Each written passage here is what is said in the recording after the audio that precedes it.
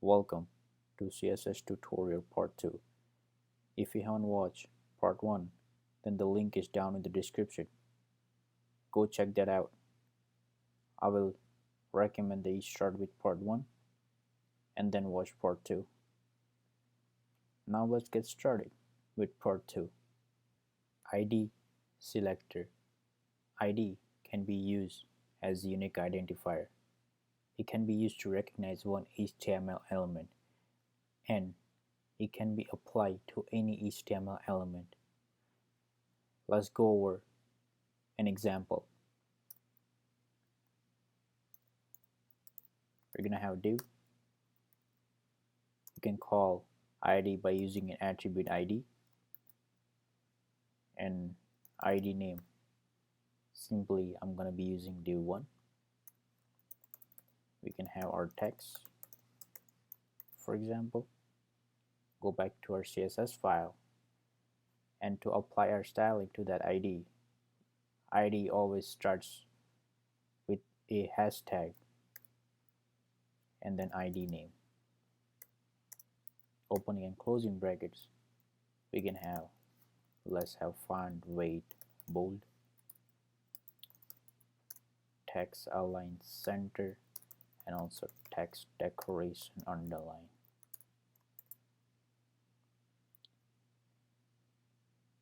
So this is how we can define ID selector in CSS. First, you have to define an ID by using ID attribute to a HTML element, and then apply CSS by having hashtag and ID name.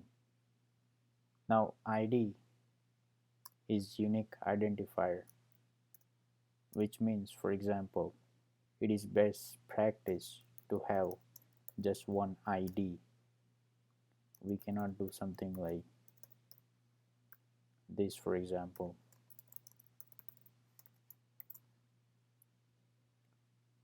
It will obviously apply the styling, but since ID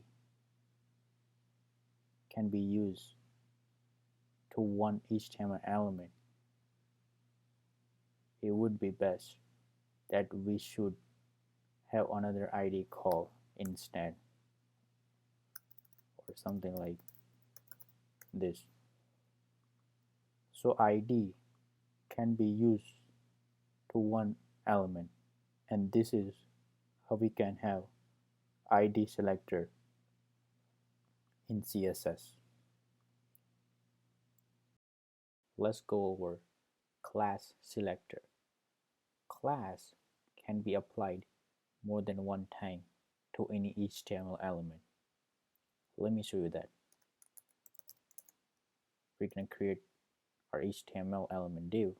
Within, we're going to have class by using attribute class, and we're going to give our class a name.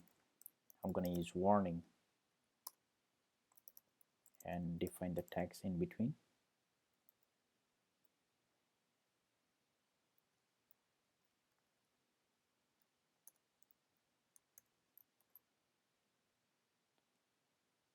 Now to apply styling to this class warning, we're going to go to our CSS file, and within, we're going to define our class, which starts with the dot or period and class name.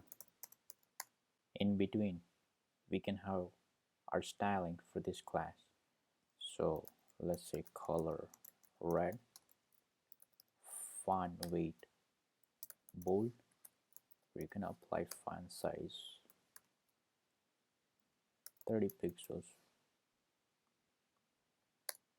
and also let's make it uppercase. So this is how you call a class in CSS. Now class can be used more than one time, so it's totally fine to have something like this because we can define class more than one time to any HTML element.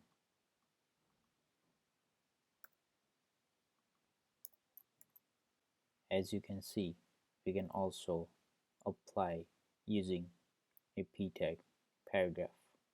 So this is how we define class selector. First, we're gonna call an attribute class and give it a class name, and then in CSS file we're gonna have our class call with that name using a dot, and within we're gonna have styling for that class. The difference between an ID selector and a class selector is that ID can be used to recognize one HTML element, whereas class can be used to recognize more than one HTML element. And we have went over both of these scenarios in our example, ID and class. Thank you for watching CSS tutorial part 2. Subscribe to this channel for continued learning and hit that bell icon so you can stay tuned on upcoming videos. I will see you next time.